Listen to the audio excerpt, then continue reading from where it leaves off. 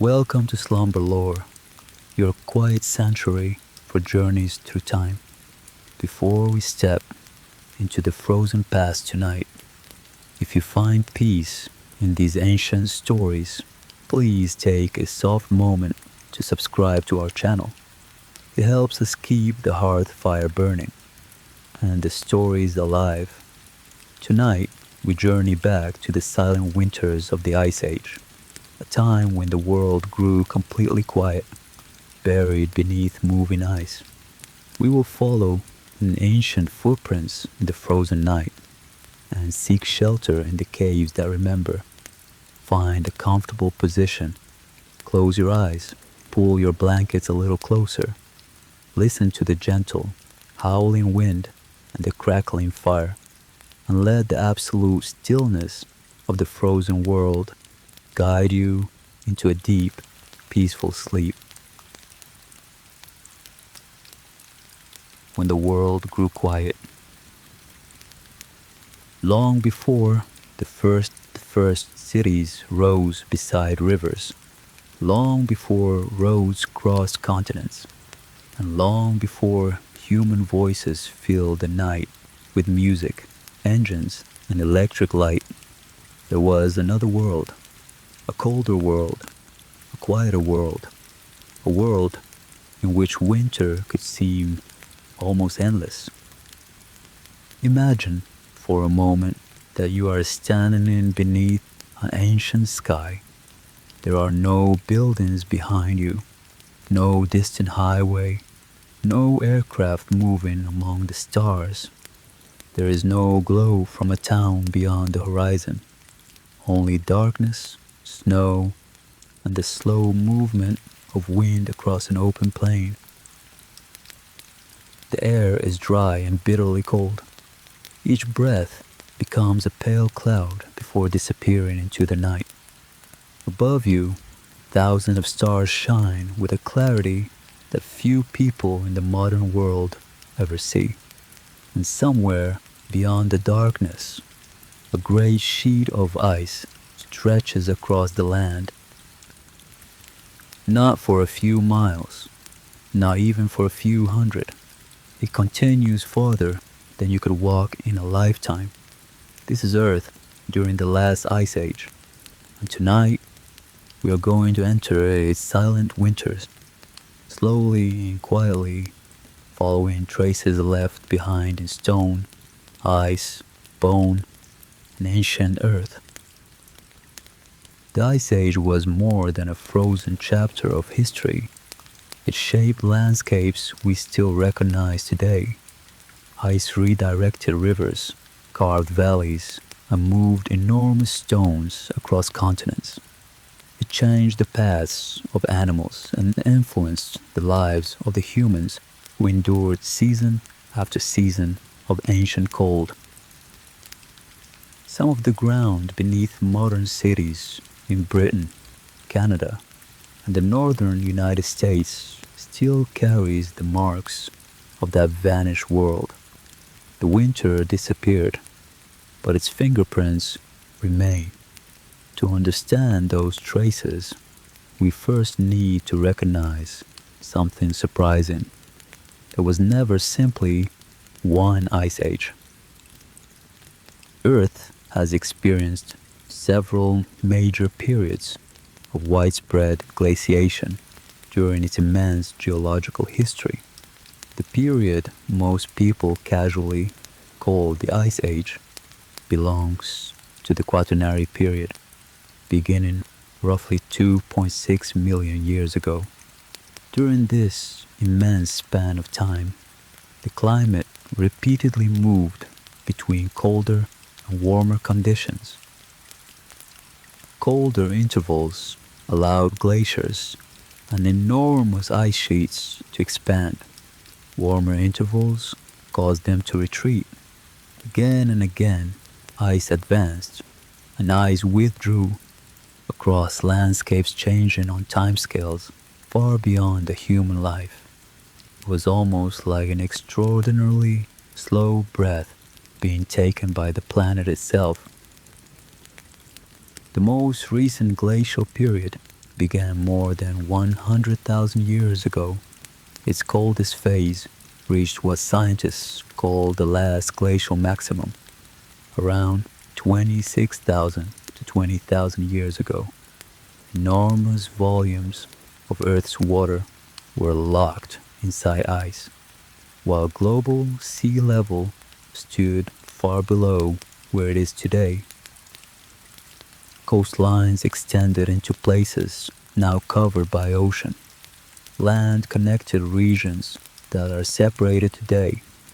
Across the northern hemisphere, ice sheets grew to almost unimaginable dimensions. The familiar map of the modern world had not yet taken shape, and the vast territories now beneath the sea remained exposed beneath the ancient sky. In North America, the Laurentide ice sheet covered most of Canada and extended south into what is now the northern United States. At its greatest extent, ice rested over landscapes that will one day contain cities such as Toronto and Montreal. In some regions, its thickness was measured not in meters, but in kilometers. Imagine standing in modern Canada and looking upward. Now remove the streets, the houses, and the forests, then bury the landscape beneath an enormous body of ancient ice. Not a frozen lake, not a mountain glacier, a continental ice sheet whose depth, in places, could rise for kilometers above the buried ground. The weight alone was enough to press down upon Earth's crust. That ancient pressure did not simply vanish when the glaciers disappeared. Even today, parts of Canada continue to rise slowly as the planet responds to the removal of that enormous frozen burden. The ice is gone, but the Earth is still adjusting. Across the Atlantic, another great mass of ice covered much of Scandinavia and extended into northern Europe. Large portions of Britain and Ireland were glaciated at different stages. Scotland still carries especially dramatic evidence of that vanished world, where mountains and valleys were reshaped by ice moving with almost imperceptible patience. A glacier does not need to hurry. Given centuries and millennia, moving ice can transform stone. It can widen valleys, polish exposed rock, and carry boulders far from the places where they originally formed. When the ice finally melts away, the landscape itself quietly records the route the glacier once traveled. But the entire Ice Age planet was never buried beneath snow. Much of the land south of the great ice sheets remained free of permanent ice, although conditions could still be intensely cold, dry, and windy. Across northern Eurasia stretched vast open environments, often described as the Mammoth Steppe. Across these cold grasslands moved animals whose names now sound almost mythical: woolly mammoths, woolly rhinoceroses, reindeer, steppe bison, musk oxen. Predators followed the great herds through this open world. Some creatures would still seem familiar to us today, while others belonged completely to a landscape that has long since vanished. The woolly mammoth was especially well suited to the cold. A dense coat protected its body, while a layer of fat provided further insulation. Its relatively small ears reduced heat loss compared with modern African elephants, and its enormous curved tusks may have served several purposes, including competition, display, and interaction with snowy ground. Imagine hearing one in the darkness. At first, you might see nothing at all. Then comes a low sound, a breath, and the faint crunch of frozen ground. Gradually, beneath the starlight, an enormous shape emerges. A mammoth, then another, perhaps an entire group, moving quietly across the winter landscape. Their footsteps press deeply into the frozen earth, and their breath drifts briefly through the cold air. For a while, they are the largest moving things in this silent world, and the herd continues into darkness. Thousands of years later, humans will discover bones, tusks, and sometimes remarkably preserved remains in frozen ground. The cold itself became an archive, not a perfect archive, but one capable of preserving extraordinary traces of vanished life. Bone can survive, ivory can survive, and impermanently frozen ground, even hair, skin, and other tissues may sometimes remain, holding fragments of an animal world that disappeared thousands of years ago. Among the creatures surviving this world was a comparatively fragile animal, a primate without thick, natural fur, without claws, and without enormous physical strength. Humans survived differently. They relied upon shelter, controlled fire, cooperation, memory, technology, and knowledge passed between generations. In the winter landscape, intelligence became one of their most important forms of protection. Different human populations inhabited the Ice Age world. Neanderthal lived across Europe and parts of Western and Central Asia for hundreds of thousands of years. Homo sapiens had emerged in Africa and eventually expanded into other regions. At certain times and places, these human populations encountered one another, and those encounters left traces that survive today. Survival required a very different relationship with the landscape. There was no weather forecast, electric, heating, supermarket, or insulated home waiting beyond the snow. People needed to recognize tracks, remember water sources, understand fuel, prepare hides, maintain tools, and find protection from the wind. Above all, they needed one another. Fire must have transformed the winter night. Inside its small circle of light, faces appeared and disappeared as the flames moved. Someone added fuel. Someone repaired a tool. Another person worked a hide while a child slept close to the warmth. Beyond them stretched a darkness almost impossible for a modern city dweller to experience. There were no street lamps, no glowing windows in the distance, and no artificial sounds traveling across the horizon. There was only the occasional wind, the movement of unseen animals, the crackle of fire, and human voices. What did people speak about during nights like these? We cannot know. Language leaves no fossil. The words disappeared as soon as they were spoken, but archaeology preserves other evidence. These people made specialized tools, hunted and processed animals, used pigments and moved useful materials across landscapes. Their surviving objects reveal planning and skill, even though the voices explaining that knowledge vanished tens of thousands of years ago. Later, Ice Age humans also created remarkable works of art. On cave walls, and on objects made from bone, antler, ivory, and stone.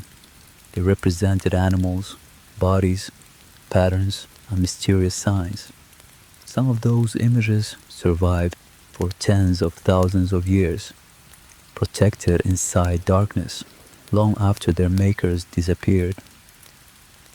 A person once entered this darkness carrying light, approached the wall, and deliberately left a mark. Why? Perhaps there were stories, rituals, lessons, memories, or meanings with no simple modern equivalent. Archaeology can examine the pigment and estimate its age, but recovering the thought behind the image is far more difficult. That uncertainty gives Ice Age caves their peculiar silence. They contain evidence of thought without preserving the thoughts themselves. Outside, winters continued, and the climate changed across centuries and millennia. The glacial world was never simply cold and stable.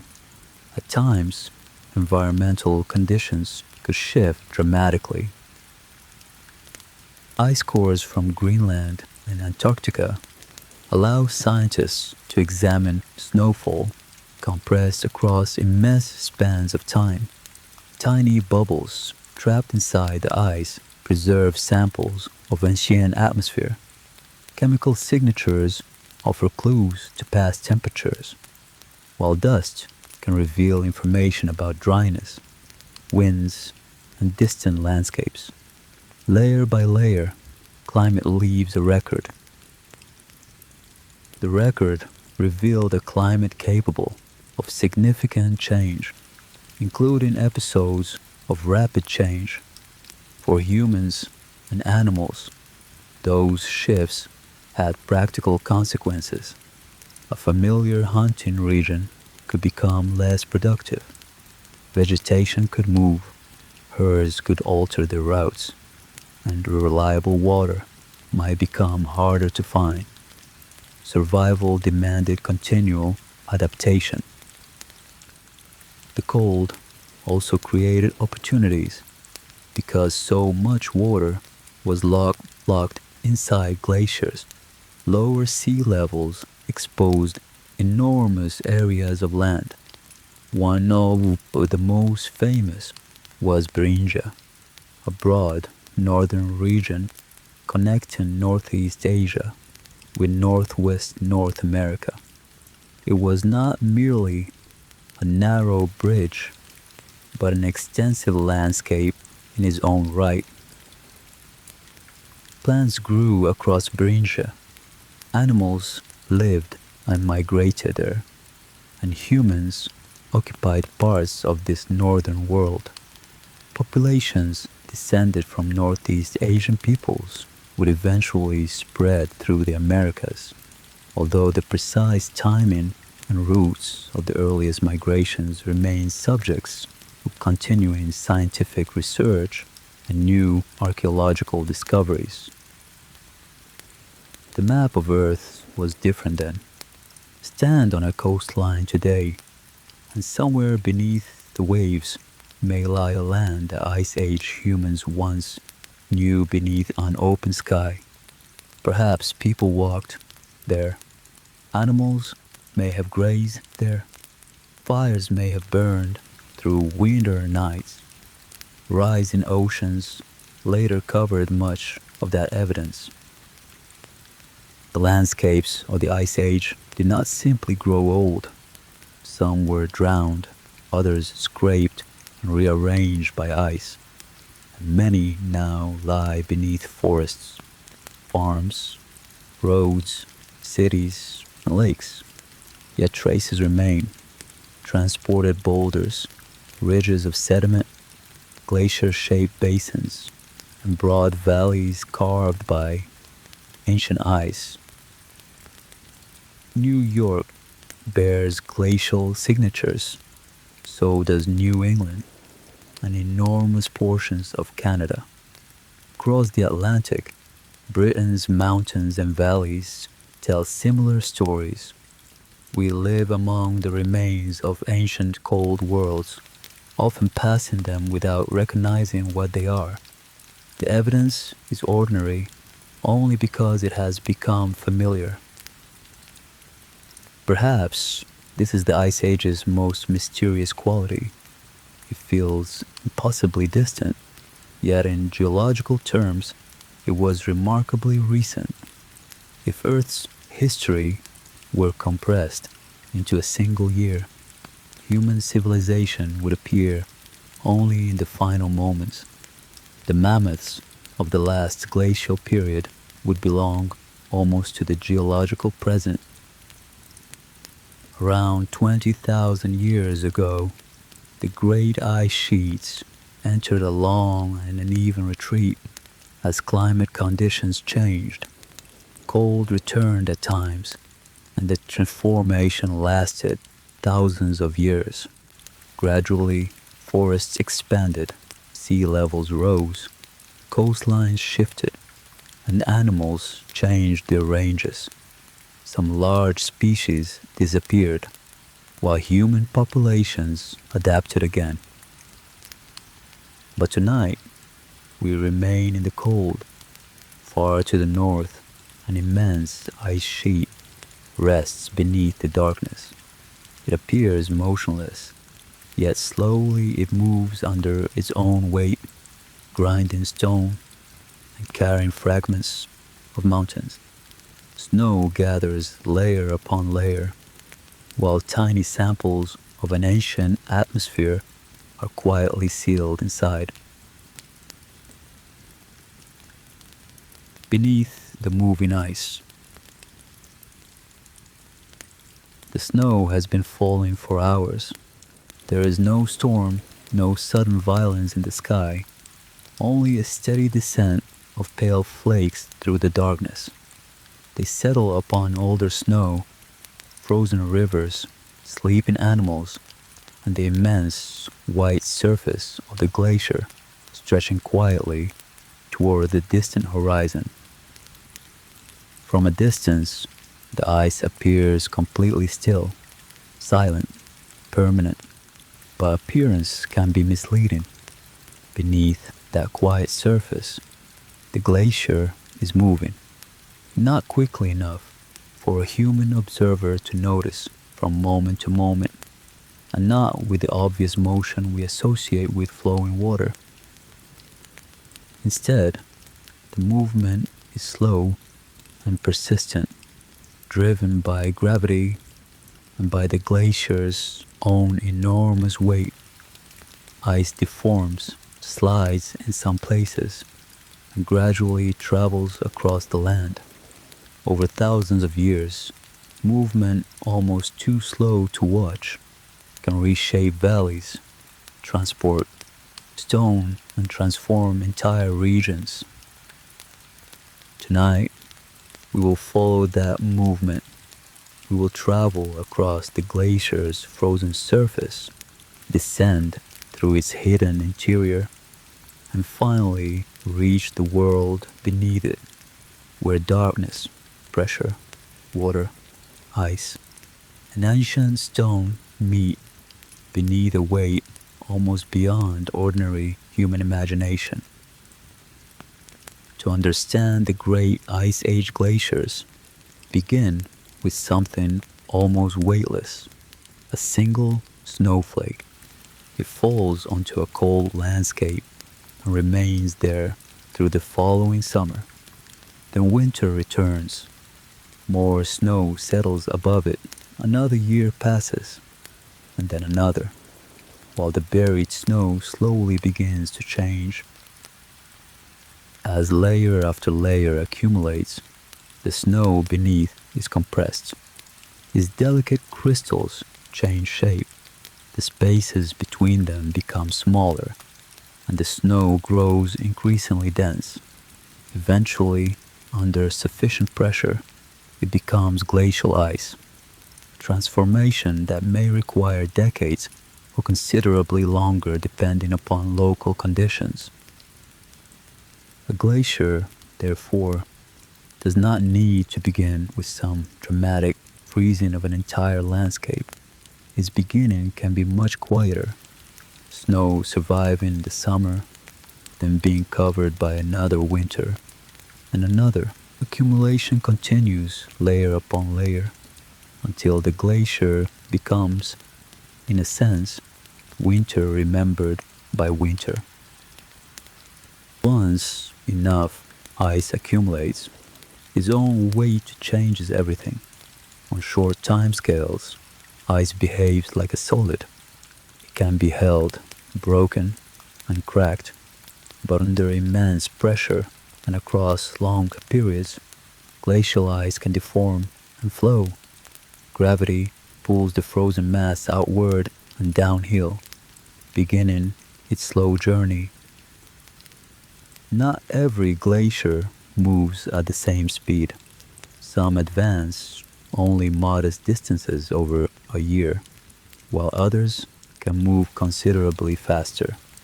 Their motion can change with the seasons, temperature, slope, meltwater, and conditions beneath the ice. Even something that appears frozen and permanent can behave differently as its environment changes. During the Ice Age, individual glaciers were only pieces of something much larger. Continental ice sheets covered millions of square kilometers. The Laurentide ice sheet dominated much of northern North America, while the Cordilleran ice sheet covered large areas farther west. Together, these frozen regions transformed the geography of an entire continent. Across northern Europe, enormous Eurasian ice sheets transformed another vast region. These were not simply mountain glaciers made slightly larger. They were worlds of ice spreading across lowlands, valleys, and entire drainage systems. Their scale was so great that the familiar geography beneath them could effectively disappear. Near the centers of the largest ice sheets, their surfaces could rise thousands of meters above the buried land. Mountains might be surrounded, valleys hidden, and rivers interrupted. Entire landscapes disappeared beneath the frozen mass, replaced by a new geography whose dominant feature was simply ice stretching toward the horizon. Standing there would have been a strange experience. There might be no trees, exposed soil, or familiar path, only ice, white beneath daylight, blue in certain shadows, gray beneath clouds, and nearly black beneath a moonless sky. Wind could cross the surface almost without obstruction, carrying fine snow like smoke. Yet, far below that empty surface, another world existed. Pressure at the base could be enormous, and the relationship between ice and the ground was complex. Some areas were frozen firmly to the bed, while elsewhere, liquid water could exist, influenced by pressure, geothermal heat, friction, and meltwater reaching downward from above. Where water reduced friction at the base, portions of the ice could slide more readily across the landscape beneath, and the glacier did not travel alone. It carried stone and sediment with it. Some fragments were tiny, others were enormous, becoming incorporated into the moving ice and transported across the hidden ground. As the glacier traveled, stones embedded near its base scraped across the bedrock. Imagine sandpaper working, not for minutes, but for centuries, pressed downward by ice that might be kilometers thick. Rock was scratched and grooved, material crushed into fine sediment, and pieces of bedrock broken free and carried away. Glaciers were not merely occupying the landscape, they were slowly editing it. A valley, shaped mainly by flowing rivers, often develops a relatively narrow, V-shaped profile. A glacier, by contrast, can widen and deepen a valley over time, producing the broad, U-shaped forms associated with many glaciated mountain regions. When the ice eventually retreats, the valley remains, long after the glacier itself has disappeared. Its shape survives in stone.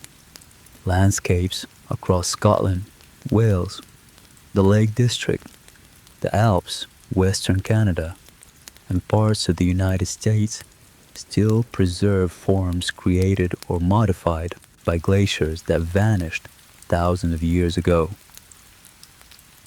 Today, people walk through these valleys, photograph them, build communities nearby, and travel along roads between their walls.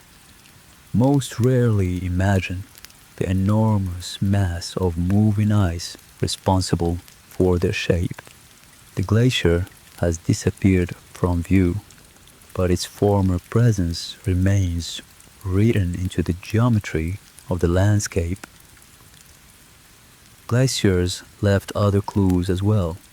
Sometimes a moving ice mass carried a boulder far from the geological region where that stone originally formed. When the glacier eventually melted, the boulder remained upon unfamiliar ground. Geologists call these transported stones glacial erratics, and some can be remarkably large. For centuries, stones like these puzzled observers. How could an enormous boulder have traveled so far?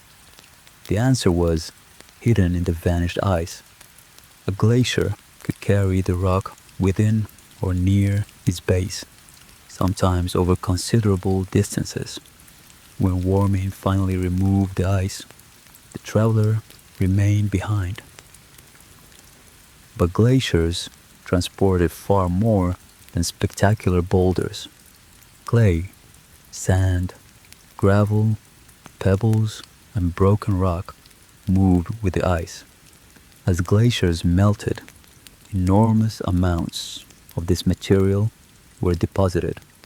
Some formed ridges called moraines, while meltwater sorted other sediments and helped create entirely new patterns across the land.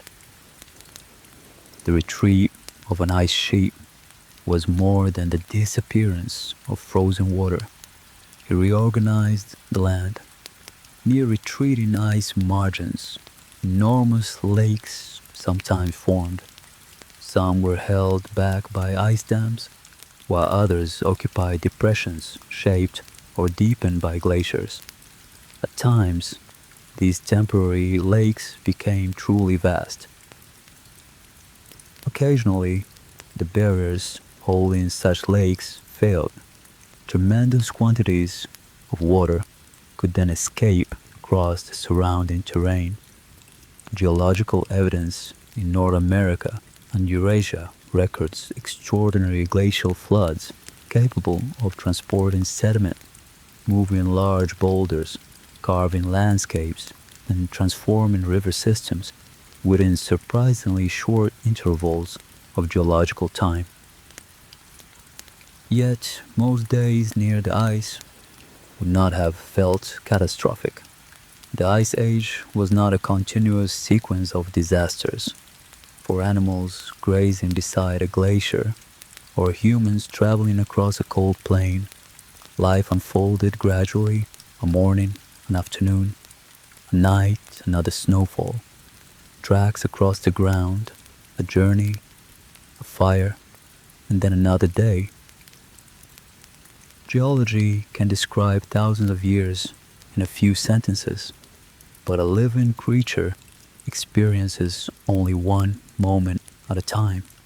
We can say an ice sheet retreated hundreds of kilometers, yet no individual watched the entire journey. Geological transformation happened across generations, while human life continued one ordinary day at a time. One generation might know a valley where the edge of the ice stood close to the horizon. Their descendants could inherit a slightly different landscape. Over many generations, familiar places change.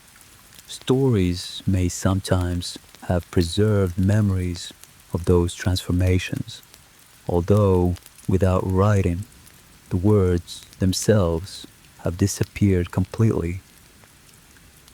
What remains are physical traces, stone tools, animal bones, hearths, pigments, footprints. Sometimes something more intimate survives, a handprint, a burial, a carefully worked piece of antler, or an object carried across an extraordinary distance. Small fragments become evidence for lives whose voices can no longer be heard. These traces suggest that Ice Age people did more than simply endure their environment. They understood its rhythms. One of the most important was animal movement. Knowing when and where herds traveled could be essential because reindeer, wild horses, bison, and other herbivores offered food and materials needed for survival. An animal could provide much more than meat. Hides offered warmth and material for shelter. Bone could become tools. Sinew was useful for binding and other tasks, while antler could be shaped and worked. In environments where resources demanded effort to obtain, knowledge allowed many parts of an animal to become useful. But large animal hunting was never simple or guaranteed. It required knowledge, coordination, patience, and often considerable risk. Winter made failure more serious. Calories mattered, warmth mattered, a damaged tool could matter, a journey that returned without food could matter. Survival depended upon decisions made carefully in an unforgiving environment. Humans possessed another powerful advantage: cumulative culture. Each young person did not need to rediscover survival from the beginning. Someone could teach them how stone fractured, where animals crossed a valley, which fuel burned well, how hides were prepared, and where shelter could be found. Knowledge itself could travel through generations. Around winter fires, information may have traveled through generations. Someone carefully strikes a piece of stone. A fragment breaks away, then another, and gradually a deliberate shape emerges. This is not random breaking. The craftsperson understands the material, how force travels through it, and precisely where another strike should fall. Thousands of years later, an archaeologist may hold the same object. Its maker is gone. Their language, and almost certainly their name, are gone as well. Yet the sequence of deliberate choices remains visible in the stone. In that sense, a carefully made prehistoric tool can become something like a frozen thought. Ice preserves another kind of record. Scientists drill through ancient layers and they extract long cylinders called ice cores. Within apparently simple ice, are traces of vanished worlds, dust carried by ancient winds, chemical signals linked to temperature, volcanic material, sea salts, and tiny bubbles containing air that once moved freely beneath an ancient sky. A bubble sealed deep within Antarctic ice can contain a physical sample of an atmosphere older than much of human history. It is not merely a description of ancient air, it is ancient air. Researchers measure gases such as carbon dioxide and methane, helping reconstruct relationship between greenhouse gases, temperature, ice volume, and climate. Why did glacial cycles occur? Part of the answer begins with Earth's journey around the Sun. Over tens of thousands of years, the shape of Earth's orbit changes slightly. Its axial tilt varies, and the direction of that axis slowly shifts. These patterns are commonly known as Milankovitch cycles. For large northern ice sheets, the question was not only how cold winter became, but whether enough snow survived the summer. When cool summers allowed snow to persist, further accumulation became possible. Bright snow and ice also reflected substantial sunlight back towards space, reinforcing cooling through what scientists call the ice albedo effect. Nothing in the Ice Age was truly still, not even the land beneath the ice. Continental ice sheets pressed Earth's crust downward, and after melting, the ground slowly began to rebound. That adjustment continues today in parts of Canada and northern Europe. The Great Lakes, too, preserve a complex legacy of glaciation, erosion, meltwater, and change in drainage. Night settles over the glacier, and the frozen mass turns pale beneath the stars. Beyond a distant fire, animals move quietly through darkness. The world is cold, difficult, and alive. But farther, beyond the firelight, wait powerful predators, cave lions, wolves, and hyenas. To understand human survival beside them, we must follow the footprints into the snow. Footprints in the frozen night. Beyond the glacier, the land opens into darkness. Wind moves close to the ground, lifting loose crystals of snow and carrying them across the plain like pale smoke beneath the moon. The enormous ice lies behind us now. Ahead stretches the mammoth steppe. Somewhere inside that darkness, something is walking. At first, there is almost nothing to see, only a frozen landscape beneath a winter sky. Then the clouds move away from the moon, and a trail appears. Large, round, deep impressions continue over the plain before vanishing beyond the ridge. An animal, far heavier than any human, passed this way. Nearby is another trail, smaller and narrower. Wolf prints follow the mammoth tracks for a short distance, then turn away. Farther beyond them are human footprints. Mammoth, wolf, and human cross the same winter landscape.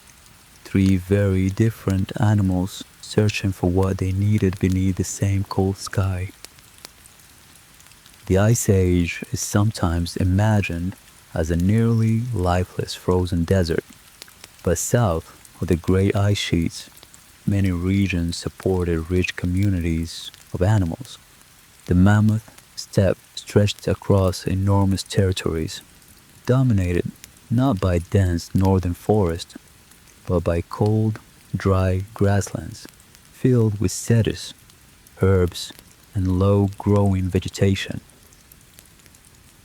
Across those open landscapes gathered woolly mammoths, reindeer, wild horses, steppe bison, musk oxen, saiga antelope in parts of Eurasia, and woolly rhinoceroses. Each occupied its own place within the ecosystem, and each carried adaptations shaped across countless generations by cold, wind, seasonal scarcity, and changing environments. The woolly rhinoceros was among the most imposing herbivores of this northern world. Thick hair protected its body, relatively small ears helped reduce heat loss, and a stocky form conserved warmth. On its head were two horns, including an impressive front horn that could grow to considerable size. Like mammoths, these rhinoceroses were herbivores, but that did not make them harmless. A massive animal defending itself could be extremely dangerous.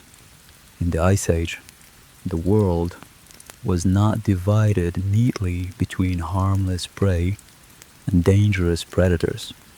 Even an animal quietly feeding on grass could demand caution and distance. The rhinoceros moves slowly through a pale winter morning, searching beneath the frozen surface while its breath hangs briefly in the air. There are no fences and no enclosures. Human and animal inhabit the same uncontrolled landscape, and somewhere nearby, another participant in this vanished ecosystem is watching, a powerful predator. Among the most formidable predators of Ice Age Eurasia was the cave lion. Despite its name, it was not necessarily an animal that spent most of its life inside caves. These powerful cats ranged across enormous territories and hunted in open landscapes where reindeer, horses, and other large herbivores provided potential prey. Our picture of cave lions comes from bones, preserved remains, and something unusually personal: prehistoric art. Ice Age humans depicted these cats on cave walls. Some images suggest lions without the large, obvious manes familiar from many modern African males. Those artists had observed the animals alive and knew their proportions and movement. Imagine hearing one after sunset. The fire has grown smaller and the temperature is falling. Then a low, deep sound reaches the shelter from somewhere beyond the light. Conversation stops. Someone watches the darkness while another reaches quietly for a weapon. The sound does not return, and nobody knows how close its source really was. Ice Age darkness was very different from the nights most people experience today. There were no illuminated cities, roads, or distant windows. When the moon was absent and clouds covered the stars, the world beyond the fire could become almost completely black. The landscape remained there, but human sight could no longer reach into it.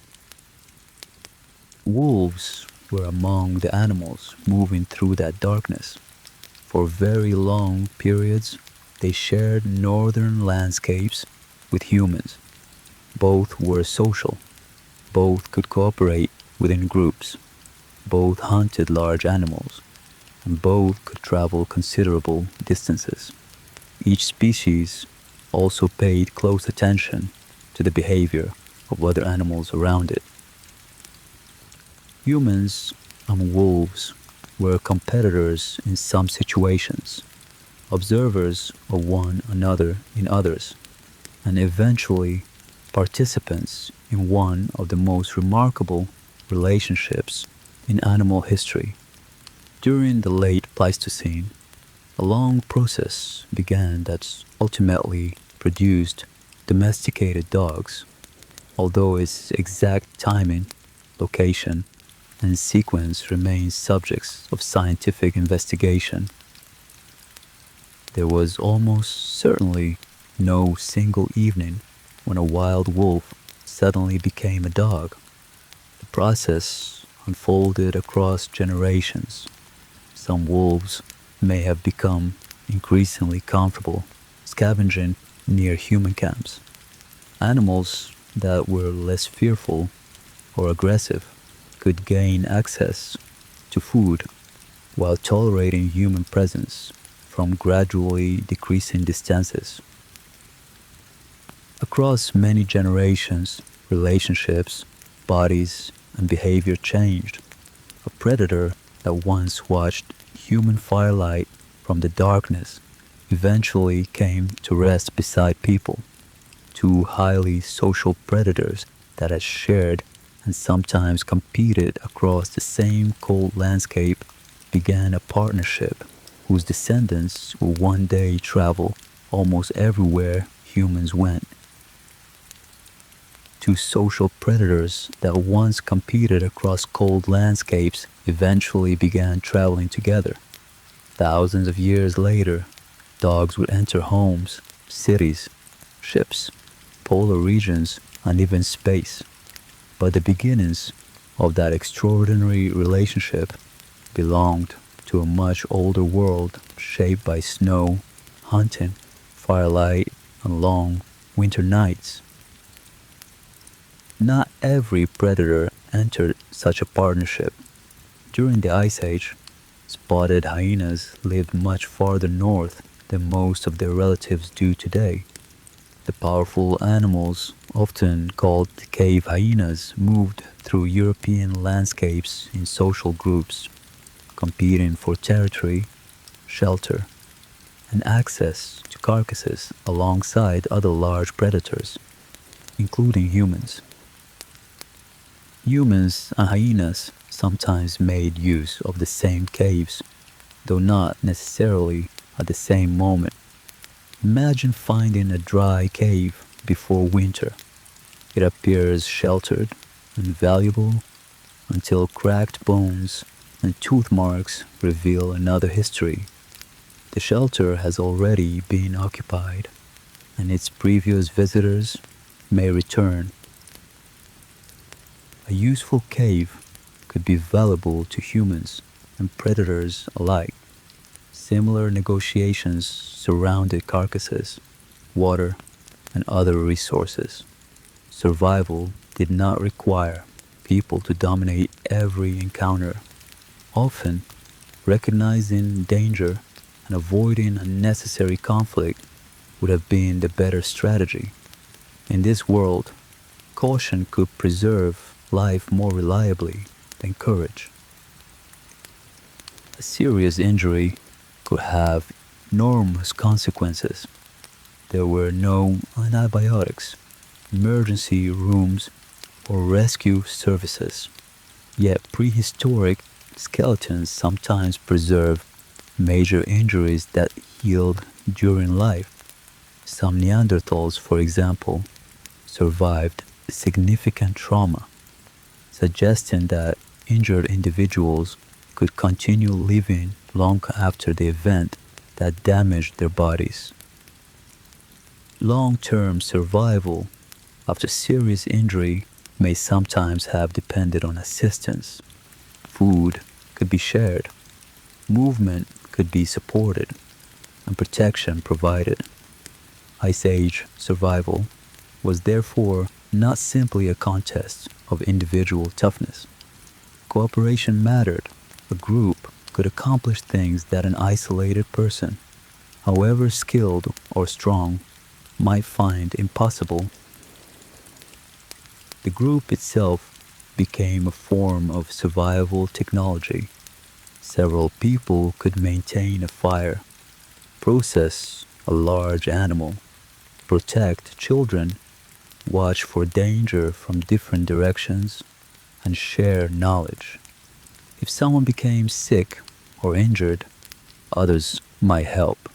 Social bonds could therefore matter just as much as a sharp stone blade or a reliable flame. An older person might move more slowly through the winter, yet carry decades of valuable knowledge. They could remember routes, seasonal patterns, useful sources of stone, severe winters, hunting grounds, and dangerous crossings.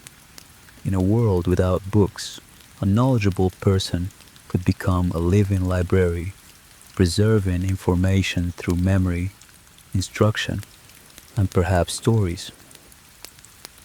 Memory may have lived not only in practical instruction, but also in stories.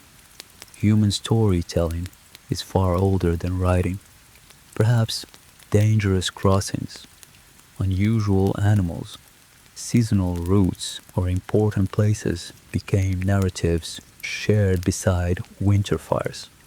We cannot recover those conversations, but stories may have helped information travel from one generation to another. There is an important boundary between evidence and imagination. Archaeology shows that people made tools, controlled fire, occupied shelters, traveled, created art, and lived complex social lives. But it cannot reproduce a conversation from 20,000 years ago. The words and voices are gone. What survives is the physical setting and the traces left behind. Sometimes the evidence becomes unexpectedly personal. Ancient footprints have survived at several places around the world. A bone tells us that a person once lived, but a footprint records movement itself. A heel came down, weight shifted through a foot, and the person stepped forward. A brief action became preserved across thousands of years. At White Sands in New Mexico, ancient human tracks provide important evidence for people in North America during the late Pleistocene. Multiple dating approaches have supported surprisingly early ages for some footprints. Adults and children crossed the landscape, very different from today, while extinct megafauna also left tracks across the same broader environment. The person who made such a footprint did not know they were creating archaeological evidence. They were simply walking, perhaps carrying something, following another person, or returning toward the camp. They lifted the foot and continued into the next moment. That moment vanished, but under unusual conditions, the impression they left behind survived. Elsewhere, different traces waited underground. Animal bones sometimes preserve cut marks from stone tools. Stone points may lie beside remains, while microscopic wear can reveal how a tool was used. A burned bone, charcoal patch, or scatter of flakes may seem insignificant alone. Together, those fragments can reconstruct a moment of human activity. Winter itself varied enormously across the Ice Age world. France was not Beringia, and Beringia was not North America, farther south, but near great ice sheets and across high latitude steppes. Cold, wind, dryness, reduced daylight, frozen ground, and seasonal scarcity could make ordinary survival increasingly demanding.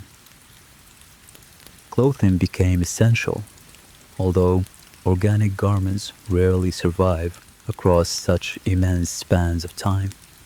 Bone needles from later Paleolithic contexts reveal sophisticated sewing technology, while scrapers provide evidence for hide processing.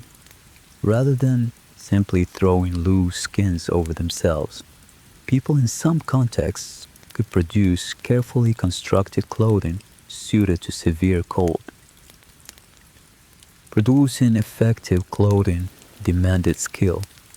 Hides had to be cleaned, processed, shaped, joined, and maintained.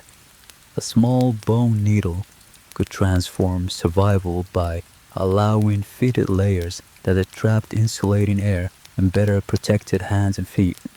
Technology allowed a naturally hairless primate to inhabit environments his body alone was poorly equipped to endure. Fire extended this adaptation further. It provided warmth and light, helped cook food, influenced the behavior of predators, and supported the processing of useful materials.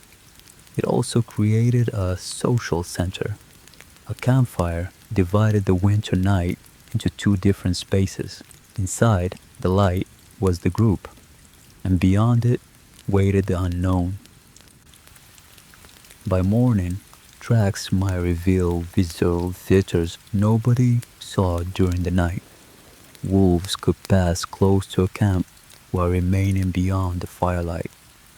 The humans might never have noticed them, but the animals could detect smoke, voices, food, heights, and movement. A human camp announced its presence to every sensitive nose nearby. The mammoth steppe was never silent because nothing lived there. Much of its life simply moved quietly. Wind crossed dry grass.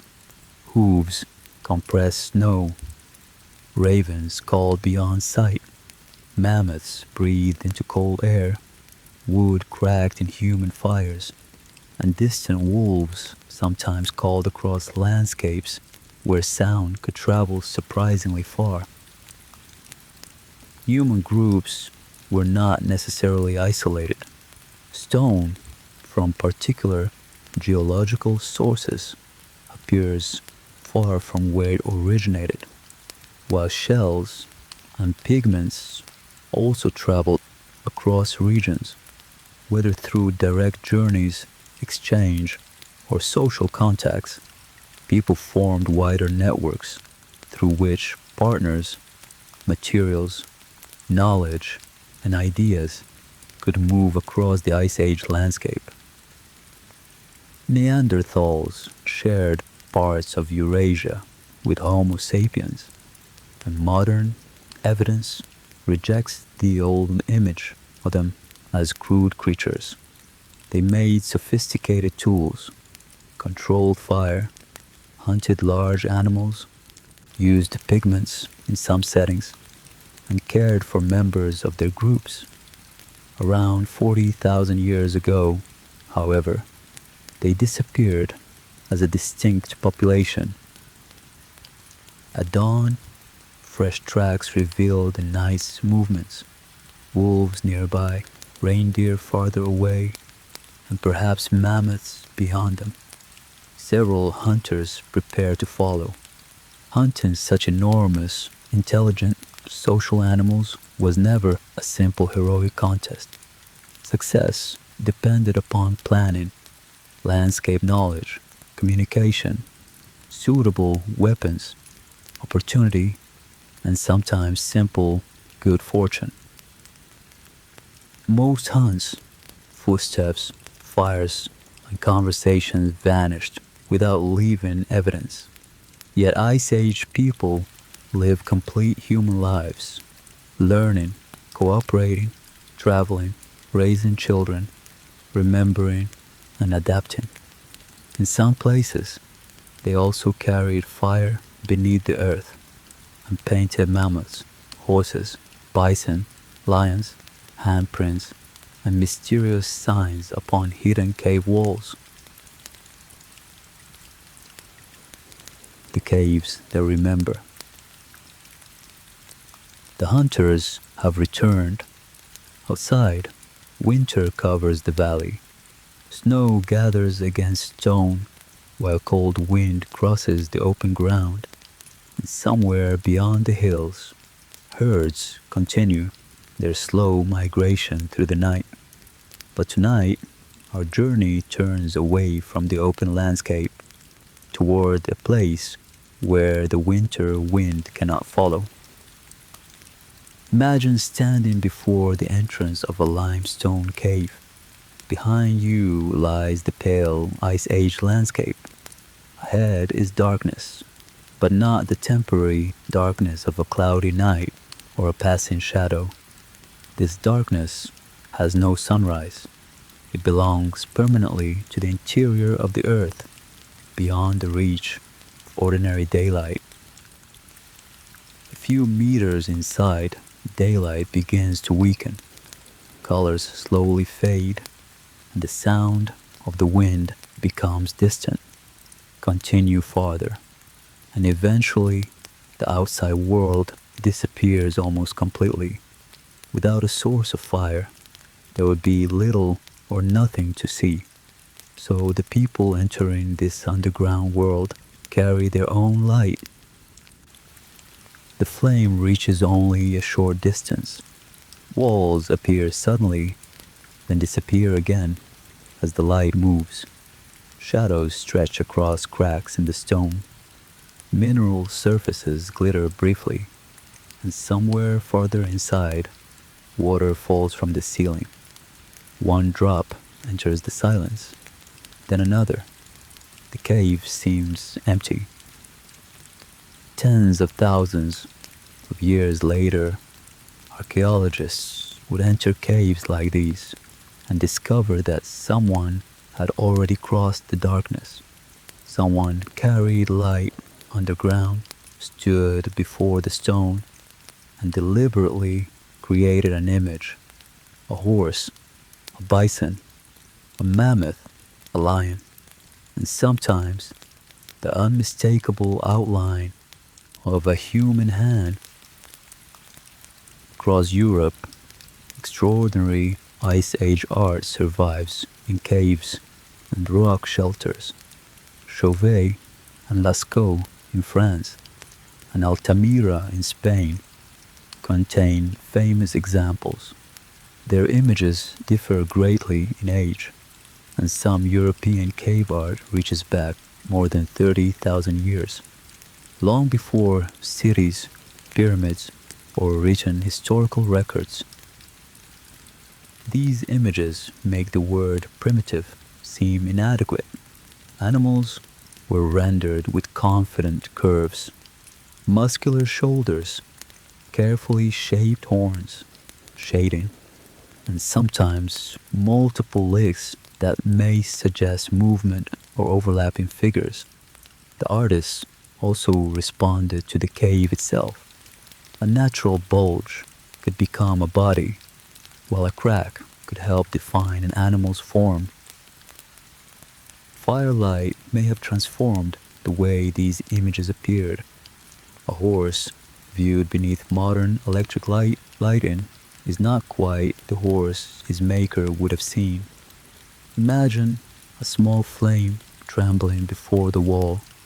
Shadows move across the stone, and for a moment the painted animal seems almost to breathe, and the flame steadies, and it becomes stone again.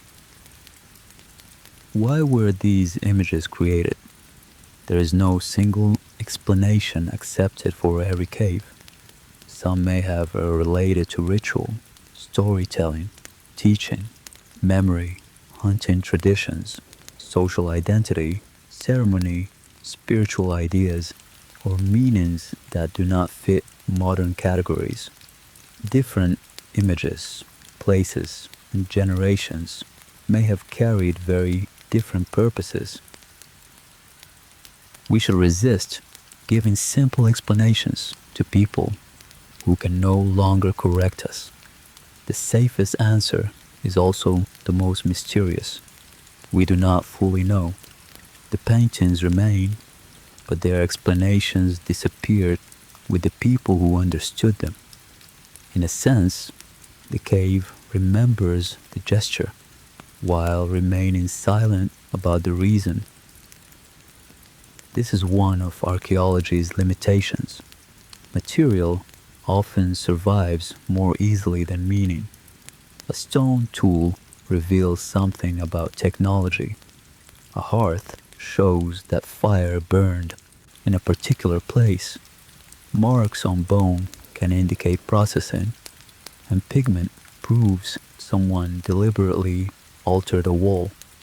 But why a particular image mattered may remain unreachable. The marks also reveal preparation. Creating art deep underground required light, pigments, tools, and knowledge of the cave itself. Materials had to be collected and sometimes prepared before the journey. People entered difficult passages and later found their way out again. At least some deep cave visits were clearly deliberate rather than accidental. Fire made these journeys possible. Small lamps using animal fat are known from a bare Paleolithic context, and torches could provide portable illumination. Archaeology and modern experiments help researchers understand their performance. Such light was useful, but limited. A prehistoric cave visitor could never simply press a switch and illuminate the chamber. Carrying a flame required constant attention. Fuel was limited. Smoke and airflow mattered, and a flame could fail. If it did, darkness returned immediately. Your own hand might disappear in front of your face, while the exit remained hundreds of meters away. There were no emergency lights, cables, or digital maps to guide you. Some cave journeys, therefore, required remarkable spatial knowledge. People learned routes through darkness, squeezed through narrow passages, crossed irregular floors, and entered chambers whose ceilings disappeared beyond the reach of their flames. Memory, touch, recognizable stone formations, and carefully managed fire could become essential parts of underground navigation. And not every person entering these caves was an adult. Footprints and hand marks show that children and adolescents were present at some prehistoric cave sites. Perhaps they were learning, participating in ceremonies, or simply accompanying others in activities whose meaning is lost. The explanation is gone, but their physical presence remains. Some caves preserve an especially personal kind of image, the hand stencil.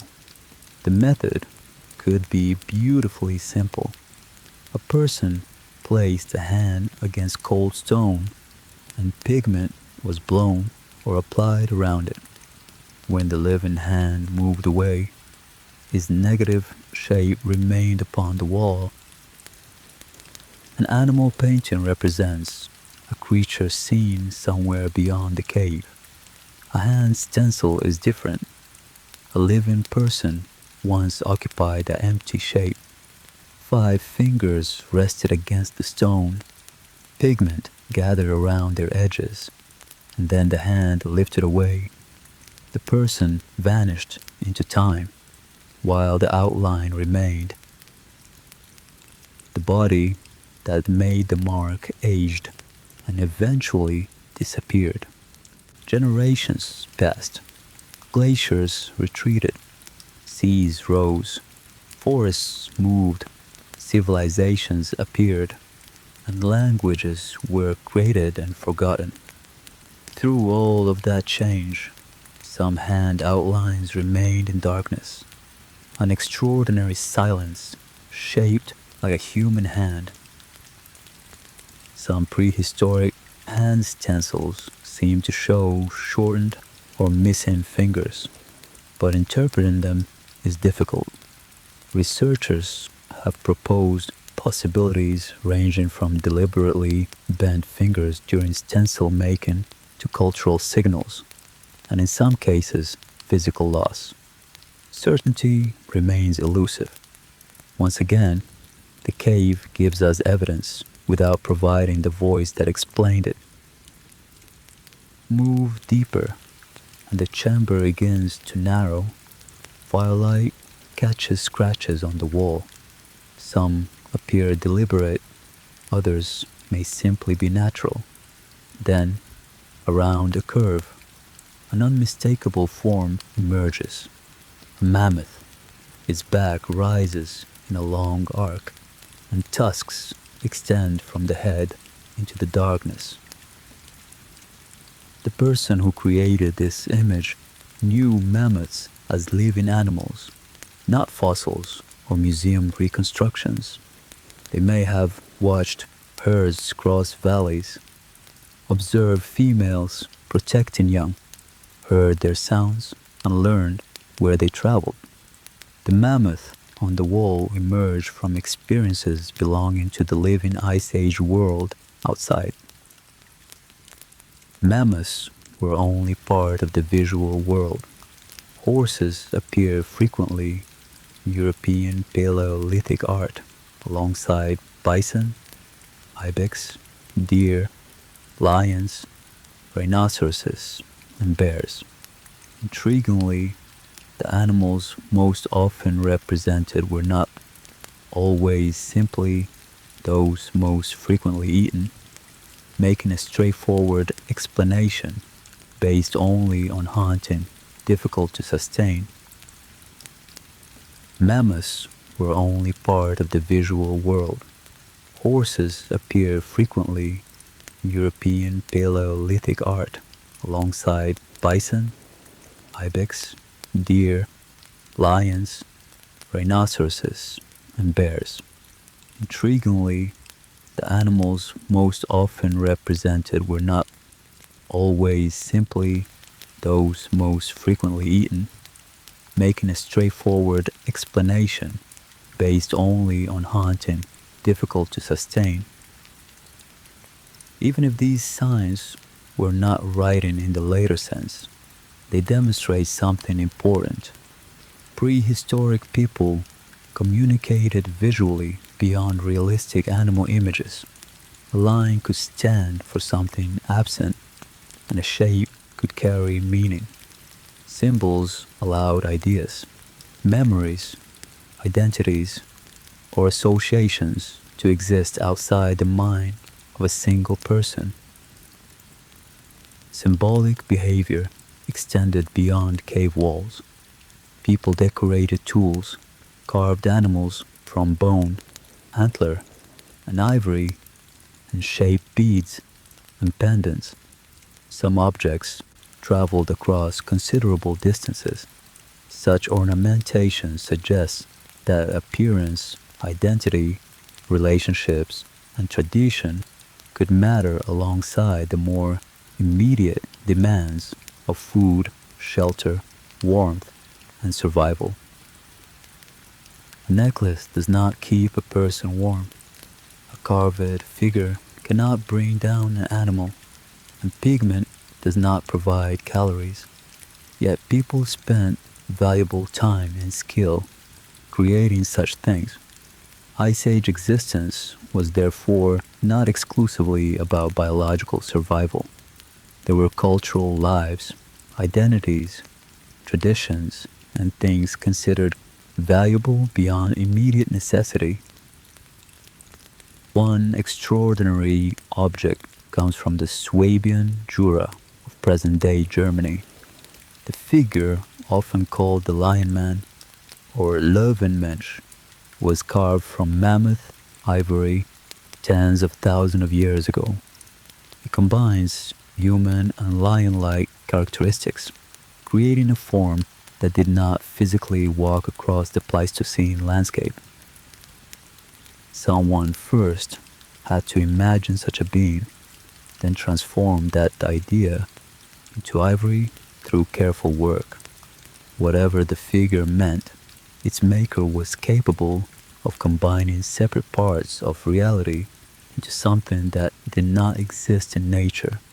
It demonstrates abstraction and imagination, and perhaps a world of stories or beliefs now beyond recovery. Ice Age people also made music. Upper Paleolithic sites in Germany have produced flutes crafted from bird bone and mammoth ivory. Their melodies are lost. We do not know exactly when they were played, what rhythms accompanied them, or what the music meant. But somewhere in the Pleistocene, human-made notes entered the air. Music tells us something that bones alone cannot. People did not merely endure winter. They filled parts of life with sound. Perhaps music accompanies ceremony, amusement, dance, grief, or experiences we cannot name. Their emotional worlds cannot be reconstructed precisely, but these were human minds living within complex relationships of attachment, danger, illness, separation, birth, and death. The archaeological record also contains prehistoric burials suggesting deliberate treatment of the dead. Some include objects or pigments, although interpretations require caution. Death could sometimes involve more than simply leaving a body behind. A person disappeared from daily life, but their absence entered the memory of those who continued through the winter. After someone died, winter did not stop. Food still had to be found, children protected, fuel gathered, and tools maintained. Yet an empty place remained beside the fire. A person could disappear physically while surviving in memory. Stories, objects, images, rituals, and places allowed human memory to reach beyond a single lifetime. Deep caves also became accidental archives.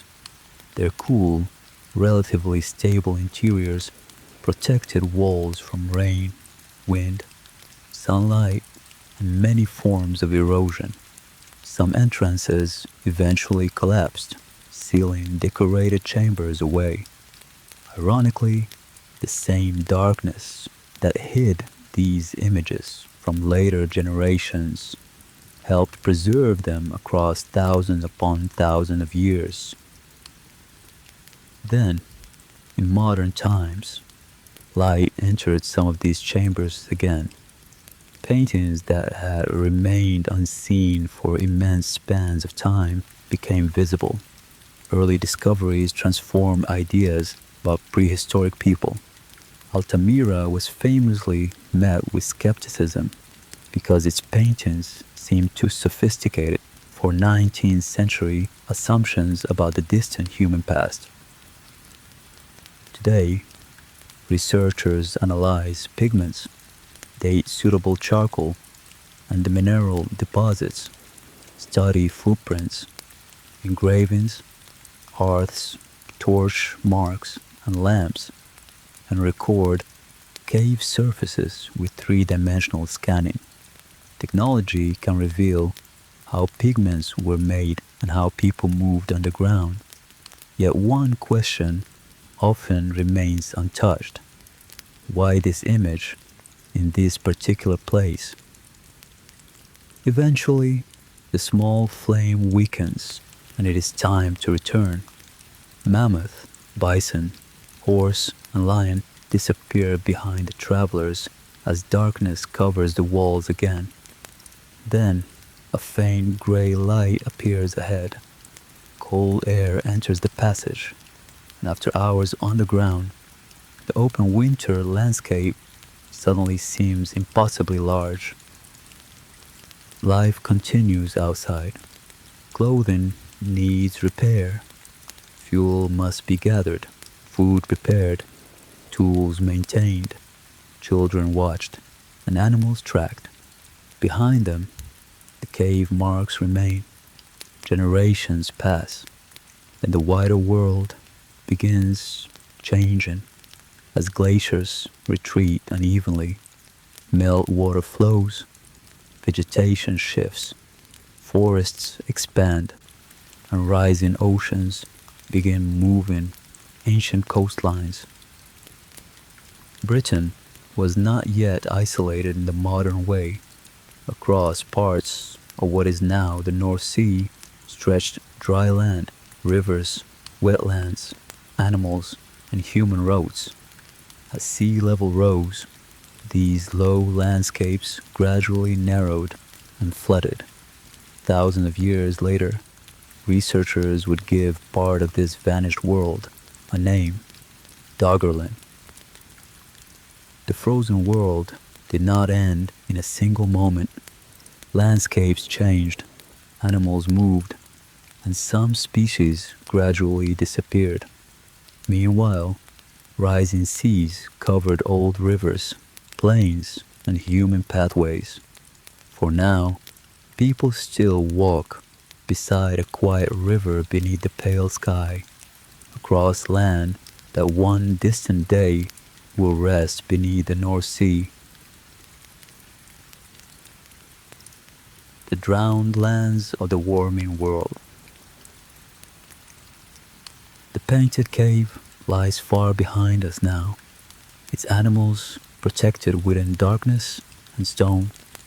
Outside, however, the world is changing. The change is almost impossible to notice in a single day. Frost still arrives, snow remains on high ground, mammoths still travel, and people still gather beside winter fires. But across centuries and then millennia, the larger pattern becomes unmistakable. Great ice sheets are retreating. Water stored as continental ice for thousands of years is returning to rivers and oceans. Coastlines respond, exposed terrain expands in some places, water advances in others, and the geography of Earth begins to transform. Imagine standing on a low hill in northern Europe near the end of the glacial period. Britain lies to the west, and continental Europe to the east, but between them there is no North Sea as we know it. Instead, broad exposed landscapes extend across the horizon beneath the northern sky. Rivers cross these low plains. Wetlands occupy shallow depressions, while animals move through grasslands and change in vegetation. Human groups can travel across terrain that will eventually lie beneath cold seawater. We now commonly call much of this vanished region Doggerland, although it was never one fixed and unchanging landscape. As sea levels rose, Doggerland repeatedly changed shape. Low ground flooded. Higher areas became increasingly isolated. Rivers altered their paths, while wetlands expanded in some places and disappeared in others. Generation after generation inherited a slightly different landscape. What looked permanent within one lifetime could gradually become unfamiliar across many. Today, fishing boats and cargo ships cross the North Sea, while offshore infrastructure stands above the water. Yet beneath the waves and sediments lie traces of an older landscape. Buried channels, ancient deposits, bones, and artifacts preserve fragments of a world in which people once walked, where ships now pass overhead. Walk into this changing world, and the ecology begins to feel different. Red deer become increasingly important in expanding woodland environments. Wild cattle inhabit suitable regions. Wild boar forage through vegetation. Birds gather around wetlands, and fish move through rivers. The old mammoth steppe ecosystems are retreating as new habitats spread. For humans, ecological change required new knowledge. Strategies successful on open steppe were not automatically ideal inside woodland.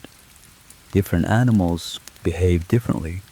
New plants became available, and rivers and coasts offered additional foods, tools, hunting practices, movement, and knowledge could change with the environment. Human adaptability was becoming essential once again. At the last glacial maximum, global sea level stood more than 100 meters below its modern position. So much water was stored in continental ice that shorelines around the planet looked profoundly different.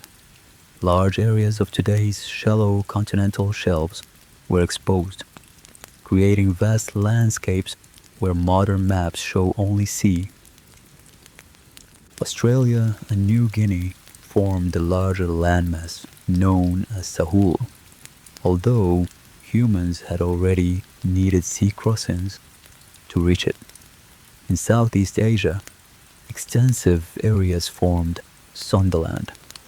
Farther north, Beringia connected Northeast Asia and Northwest North America, while European coastlines extended well beyond their familiar modern positions. Seen from above, that Earth would still be recognizable, yet strangely unfamiliar. Continents would appear broader around their margins. Some islands would be connected to larger land masses. Seas would occupy less space, and roads across dry ground would exist where modern ships now travel through open water. Then the ice began to lose mass. The process was complex. Melting occurred at surfaces and margins. Glaciers continued to flow, and icebergs broke away where ice met water. Oceans and atmospheric circulation interacted with these changes, but across thousands of years, the overall direction became clear. Global sea level was rising. From a geological perspective, we can summarize this simply. The sea rose, but nobody living through it experienced thousands of years at once. One generation might know a shoreline different from the one their grandchildren inherited. Wetlands expanded, familiar paths became difficult, and higher ground could gradually become isolated by surrounding water. We cannot know the stories people told about these changes, but important landscapes are remembered. River crossings, hunting grounds, useful stone sources, sheltered camps, and freshwater locations could all become part of shared knowledge. As shorelines shifted, people would notice because their practical map of the world had to change with them. Imagine returning to a familiar coastal place after a long absence and discovering water where low ground once stretched ahead. The people do not know about distant continental ice sheets or global sea level measurements. They simply understand that the shoreline is closer. The next generation grows up learning a different landscape.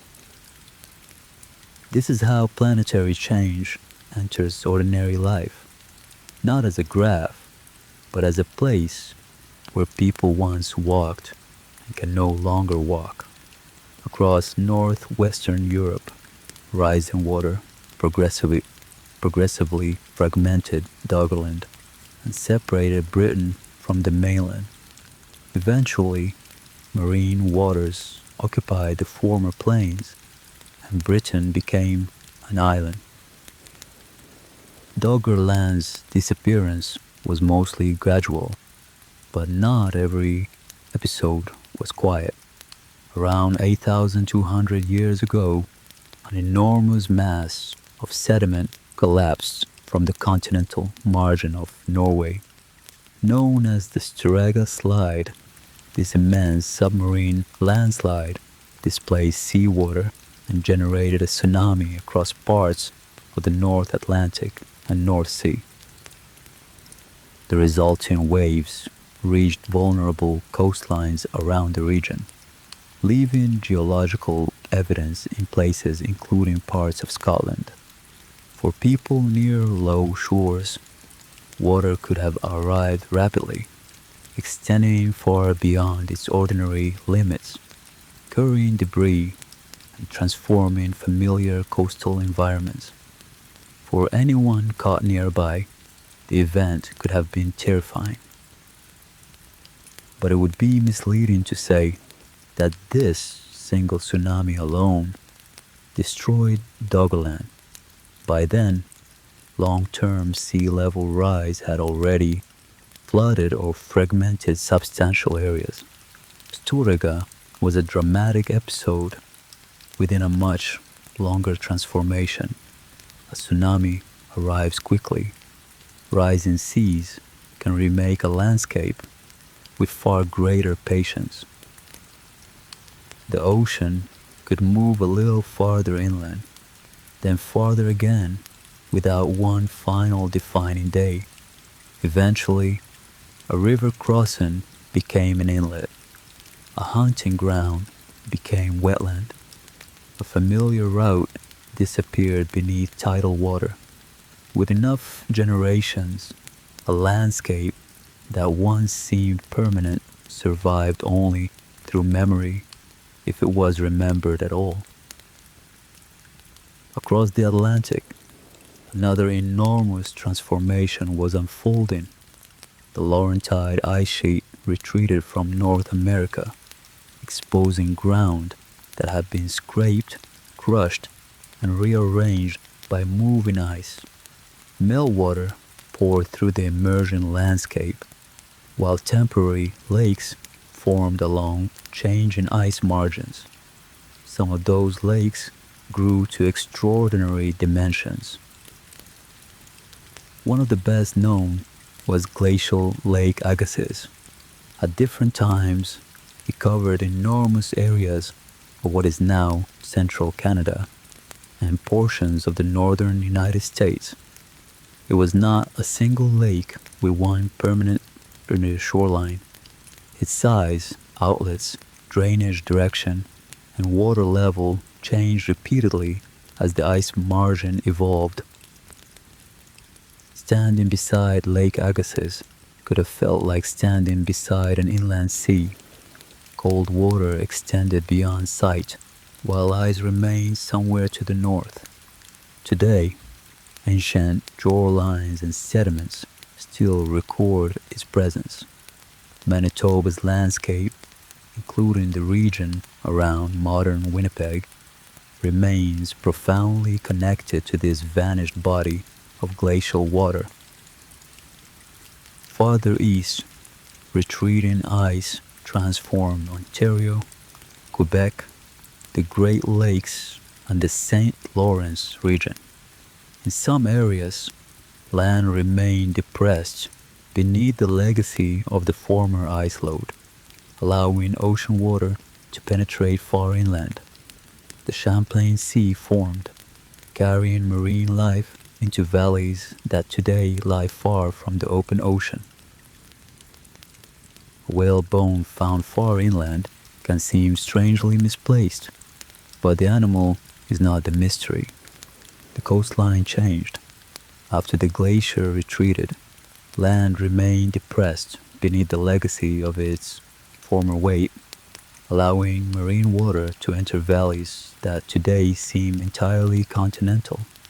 The geography itself had temporarily become something different. As the crust slowly rebounded through glacial isostatic adjustment, marine waters withdrew again. Coastlines moved, and the same place could pass through radically different identities across geological time, ice sheet, lake, sea, forest, field, and eventually city. A landscape that appears permanent is often only one stage in a much longer sequence. The transition toward the Holocene was not perfectly smooth. Around 12,900 years ago, parts of the northern hemisphere entered a striking colder interval known as the Younger Dryas. In the North Atlantic region, temperatures fell sharply, vegetation shifted, ecological communities responded, and glaciers advanced again in some areas. Greenland ice cores preserve especially dramatic evidence of this return to cold. The Younger Dryas lasted for roughly a millennium before ending around 11,700 years ago. Changes in North Atlantic Ocean circulation linked to fresh water and the glacial processes remain central to leading scientific explanations for this climatic reversal. When the Younger Dryas ended, Greenland and the North Atlantic region warmed rapidly. Late Ice Age people, therefore, did not experience a simple, steady journey from cold to warm. There were reversals and abrupt changes. Landscapes familiar to one generation could shift considerably, and human communities repeatedly had to adjust their knowledge and behavior. By this stage, Homo sapiens already occupied an extraordinary range of environments: northern plains, forests, coasts, deserts, grasslands, mountains, and tropical regions. This adaptability depended heavily on culture. Humans did not need to wait for evolution to produce a new body. They could alter clothing, tools, shelter, food strategies, and knowledge. As climates warmed, diets often diversify in many regions, although there was no universal pattern. Rivers and coasts could provide fish and other aquatic resources. Smaller animals, nuts, seeds, and plants could become increasingly important. Different communities developed different solutions. There was no single pathway through the changing world, only many local adaptations. For mammoths, however, the changing world brought growing pressure across much of their former range. The mammoth steppe ecosystem declined as vegetation and climate shifted. Shrubs and forests expanded in some regions, while open habitats became less extensive. Human hunting may also have added pressure, with the balance of causes varying across time and place. The mammoth could not understand habitat loss or population trends. It experienced only seasons: colder winters, warmer summers, changed feeding grounds, longer journeys, and fewer companions. Across many regions, mammoth populations eventually disappeared. The same broad era also saw woolly rhinoceroses, cave lions, and numerous other large animals vanish from landscapes they had occupied for generations. Across North America, mammoths and mastodons disappeared, along with giant ground sloths and the continent's native horses. The causes of late Pleistocene extinctions remain complex and varied. Rapid environmental change mattered, while human hunting and population expansion likely contributed significantly for at least some species. Extinction rarely offers one simple explanation. Imagine a child born after mammoths had disappeared from a particular region.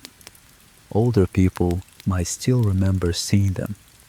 Bones and tusks could remain, and stories might preserve something of the animal. But for the child, the mammoth was already becoming memory. Later, memory could become tradition, and eventually, perhaps, mystery. Landscapes can also pass from memory. Dogland disappeared beneath the North Sea until science began recovering its traces. Bones have come from fishing grounds, stone tools from the seabed, while sediment cores and geophysical surveys reveal buried environments. Rivers whose names are lost can still be traced beneath water and marine sediment. The ocean preserves history differently from a cave. Currents erode, storms disturb, organisms alter material, and sediments bury what remains. Some sites disappear while others survive beneath protective layers. Underwater archaeology is difficult, slow, and expensive, but every discovery has the potential to alter our understanding of prehistoric coastlines and human movement. Above water, northern landscapes were also changing. Pioneer plants colonized newly exposed ground, then shrubs and trees followed where conditions allowed. Birch and pine spread generation by generation. Reindeer moved toward colder habitats, while woodland species expanded. The vast open horizons of the glacial steppe gradually closed beneath branches. Around 11,700 years ago, the Holocene began. No one living through the transition knew that the geological boundary had passed. People simply woke, made fires, searched for food, repaired tools, and watched rivers. Technically, Earth still remains within a broader ice age today because permanent ice sheets survive in Greenland and Antarctica. The ice age did not disappear. It became foundation. Valleys, lakes, submerged plains, sediments, ancient DNA, and land still responding to vanished ice. One final journey remains. We must return to London, Toronto, New York, Scotland, the Great Lakes, the North Sea, and modern laboratories where traces of the silent winter still survive. The winter that never truly left. Morning returns to the modern world. Cars move along wet streets, trains pass beneath cities, and aircraft cross the brightening sky. Lights disappear from windows as the sun rises. In London, people walk beside the Thames. In Toronto, towers stand beside Lake Ontario. In New York, another ordinary day begins. Across Scotland, clouds pass over valleys carved and modified by ancient ice. Beneath the North Sea, lost rivers remain buried under water and sediment. Mammoths and cave lions are gone. The great northern ice sheets have vanished, along with camps beside their margins. Yet the Ice Age itself never completely disappeared. Stand in Central Park after a quiet snowfall, and almost nothing seems prehistoric. Buildings rise beyond the trees, and traffic sounds drift through the distance. But exposed bedrock tells another story. In places, polished surfaces, grooves, and scratches preserve evidence of glaciers that once moved across the region where Manhattan now stands. Long before Manhattan became one of Earth's most densely built landscapes, Laurentide ice moved across this region. The ice transported stone and sediment and altered drainage as it eventually retreated. The streets, bridges, and towers came much later, constructed upon a physical landscape already carrying the work of vanished glaciers. Remove Manhattan in your imagination. Let the bridges and streets disappear. Travel backward and the skyline vanishes. Vegetation changes and the coastline moves outward as sea level falls. Continue farther and ice enters the landscape. A place associated today with concrete and glass becomes part of an enormous frozen world. Cities create a powerful illusion of permanence. Concrete feels fixed, towers seem enduring, and roads appear to belong naturally to the landscape. But geological time works on another scale. A city may endure for centuries. Glaciers reshape land over millennia, while continents preserve evidence reaching millions and even billions of years into the past. Travel north into Canada, and glacial history becomes difficult to ignore. Across enormous regions, moving ice scoured bedrock, modified drainage, deposited sediment, and helped shape basins. When the glaciers retreated, water occupied countless depressions. From above, parts of the country appear almost embroidered with lakes, wetlands, rivers, and irregular shorelines. Stand beside Lake Ontario at night, and the scene appears completely modern. Toronto glows along the shore, aircraft descend through the sky, and ships cross dark water. Yet the basin belongs to a much older story, shaped by pre-existing geology, repeated glaciation, erosion, meltwater, change in drainage, and the retreat of the Laurentide ice sheet. As the Laurentide ice sheet retreated, meltwater entered glacially modified basins, and the ancestral versions of the Great Lakes changed repeatedly. Water levels rose and fell, outlets shifted, and drainage routes evolved.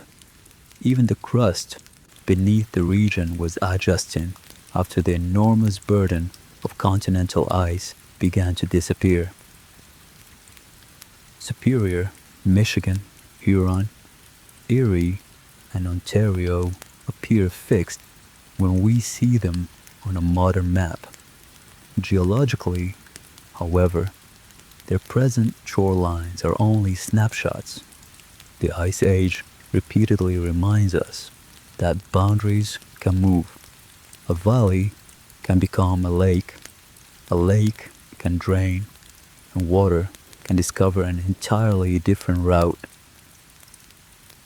Land can become seabed, and seabed can later become dry land. A glacier can melt into streams, while rivers carry its final water away. None of this means the planet is unstable from one moment to the next. It means that the apparent permanence of landscapes depends greatly upon the timescale from which we observe them. Farther north, the Ice Age legacy becomes even subtler. The land itself is still responding. Continental ice sheets once pressed Earth's crust downward beneath their immense weight.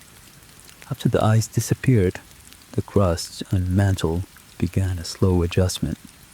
This process, called glacial isostatic adjustment, continues thousands of years after deglaciation. parts of Canada and Scandinavia continue to rise as this adjustment unfolds.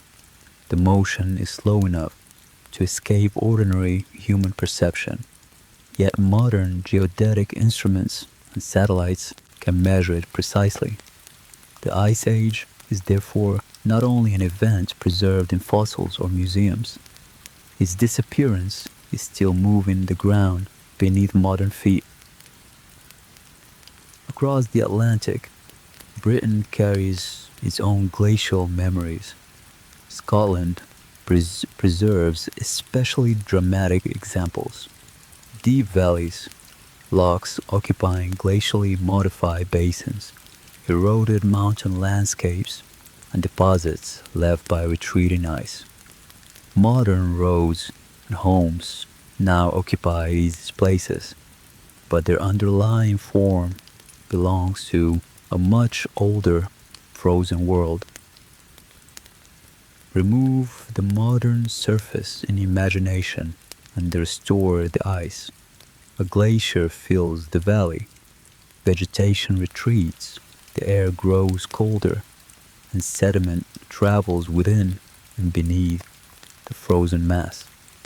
From a distance, the glacier seems motionless, yet gravity, pressure, and time keep it flowing until eventually the climate changes and the ice disappears. The glacier is gone, but its absence has a shape. A broad valley records former ice. A transported boulder remembers a journey inside it. A moraine can mark an old margin, while tiny scratches reveal movement across bedrock. Geology often works by reading what is no longer present from the marks it left behind. Sometimes these ancient patterns become easier to recognize from above. Satellite imagery allows scientists to examine landscapes at scales prehistoric humans could never have imagined. Moraines extend across regions. Former drainage channels emerge from the terrain, and submerged landscapes can be mapped. The vanished ice age increasingly returns to us as measurable data.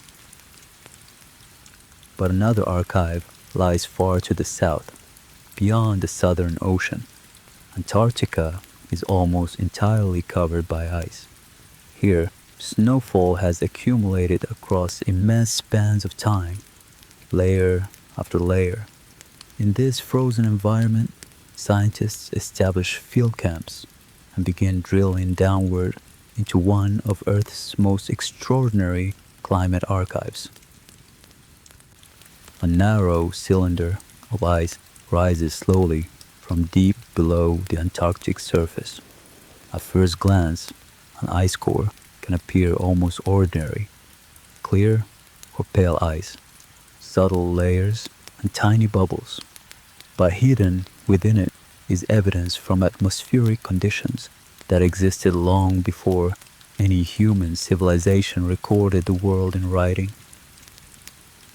Snow once fell onto the ancient ice surface, was buried, compressed, and transformed. Air became sealed inside tiny bubbles. Those samples remained trapped while mammoths walked, humans migrated, sea levels rose, agriculture appeared, cities expanded, and empires came and went. The atmosphere of a vanished world waited quietly within the ice. Scientists measure greenhouse gases within these bubbles. Stable isotopes provide clues related to past temperatures. Dust reveals environmental and atmospheric conditions, while chemical layers can preserve volcanic signals. Combined with marine sediments, lake records, corals, cave deposits, fossils, and other proxies, these archives allow parts of Earth's climate history to become readable. The evidence records repeated glacial and interglacial cycles. Slow variations in Earth's orbit help pace these changes over tens of thousands of years. Ice sheets respond, oceans redistribute heat, greenhouse gases interact with the climate system, and feedbacks amplify or moderate change. The result is a planet whose climate has never been perfectly motionless. Natural climate change, however, does not mean every climate change has the same cause. Modern, rapid global warming is primarily driven by human greenhouse gas emissions, especially carbon dioxide from fossil fuels and other activities.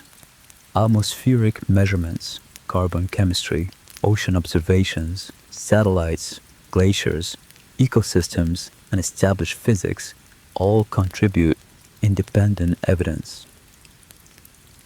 The Ice Age record gives context, but the modern world is profoundly different from the Pleistocene. Billions of people live within cities, farms, ports, roads, and political boundaries. Ancient groups could sometimes respond to environmental change by moving. Modern societies have infrastructure, economies, and communities deeply rooted in particular places. Return north to Greenland, where a vast ice sheet still covers most of the island. Near its margin, parts of the Pleistocene become easier to imagine. Wind moves across the ice, crevasses open through stressed surfaces, and seasonal meltwater sometimes flows. The scale is immense, yet this is only a remnant of the northern glacial world. During the last glacial maximum, the combined northern ice sheets were vastly larger. Ice covered much of Canada, extended into the northern United States, spread across large parts of northern Europe, and occupied mountain systems elsewhere. So much water was stored on land that global sea level stood far below its modern position. Greenland and Antarctica still contain enough ice to matter profoundly for global sea level, so scientists monitor them closely. Satellites measure elevation and changes in mass. Radar investigates hidden terrain. GPS tracks movement, while aircraft and field teams collect additional data. Ice that prehistoric people could only encounter directly can now be observed from space. Yet modern ice still hides mysteries. Beneath Antarctica are mountains, valleys, canyon systems, and subglacial lakes concealed beneath kilometers of ice.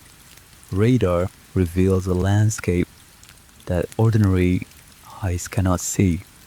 It is almost a continent beneath a frozen continent, with rivers of ice above, and in some places, liquid water hidden below. Now, leave the ice and enter a quiet museum. Behind glass rests a mammoth tusk. Nearby is a stone tool, and farther away, a reconstruction of a Neanderthal face. Labels may give ages of 20,000, 40,000, or 100,000 years, numbers so large that they begin to lose ordinary emotional meaning. Instead of thinking about the number, look at the tool. Someone once held that stone.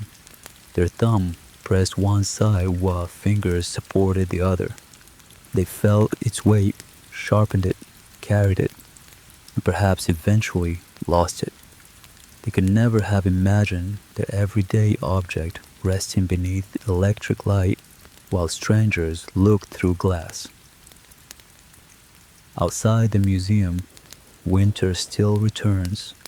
Snow falls over Toronto, rain crosses London, cold wind reaches Chicago, and frost settles across Scotland.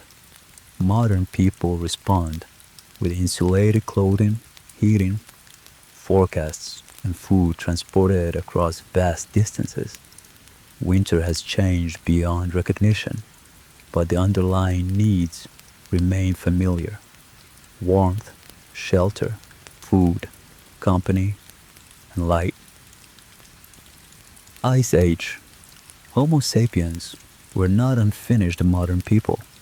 Their technology and cultural surroundings differed from ours, but survival demanded sophisticated knowledge: reading tracks, understanding weather, finding water, recognizing useful stone, preparing hides, navigating without maps, and studying animal behavior. Knowledge is shaped by the world in which that knowledge must work. Most of the Ice Age library disappeared. Every death carried knowledge away. Extinct languages removed, ways of describing landscapes, submerged settlements took stories beneath the sea, and organic tools decayed. Stone may survive. Bone, charcoal, pigment, and DNA sometimes survive. But names, jokes, songs, and ordinary conversations usually vanish without leaving a trace. This creates a strange imbalance. Science can reconstruct temperatures from isotopes, map coastlines hidden beneath seas, and identify pigments used on cave walls. Yet we cannot know what one ancient child called their mother, what people called a particular river, or why one specific horse was painted in one particular place. Perhaps the deepest mystery is quieter than any imagined monster or lost civilization. Millions of ordinary lives were fully experienced and almost completely forgotten. Someone woke hungry on a winter morning, tended a fire, recognized tracks, laughed, argued, remembered the dead, watched animals, and carried private hopes and fears into another night. Now return one final time to the ancient winter. Roads fade, buildings vanish, engines fall silent, and the horizon opens beneath countless stars. A mammoth herd crosses the snow, adults surrounding a calf. Their tracks remain behind. Later wolves may find the trail, and by morning, human hunters may discover it as well. Far to the north, an ice sheet rests beneath moonlight. It seems motionless, yet inside, ice deforms, rock travels, water finds hidden paths, and the land bends beneath enormous weight. Snow settles on the surface and survives. More will cover it until tiny samples of this ancient atmosphere become sealed deep inside. Beside a small fire, people attend to immediate concerns. Someone adds fuel. Another repairs a tool. A watcher sits near the darkness while a child sleeps. Perhaps an early dog-like companion rests near the edge of the light.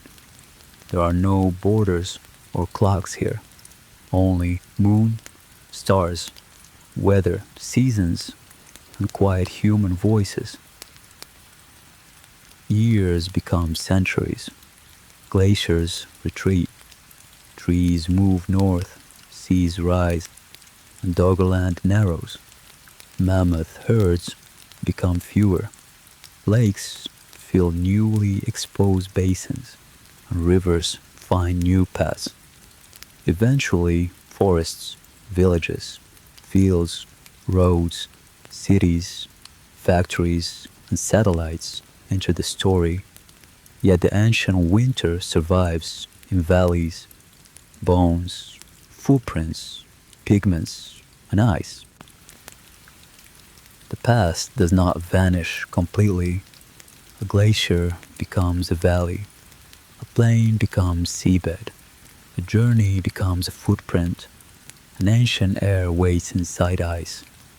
Now fresh snow softens the mammoth tracks, the fire grows dim, the stars remain, the silent winter becomes quiet once more, and the long winter slowly fades into sleep.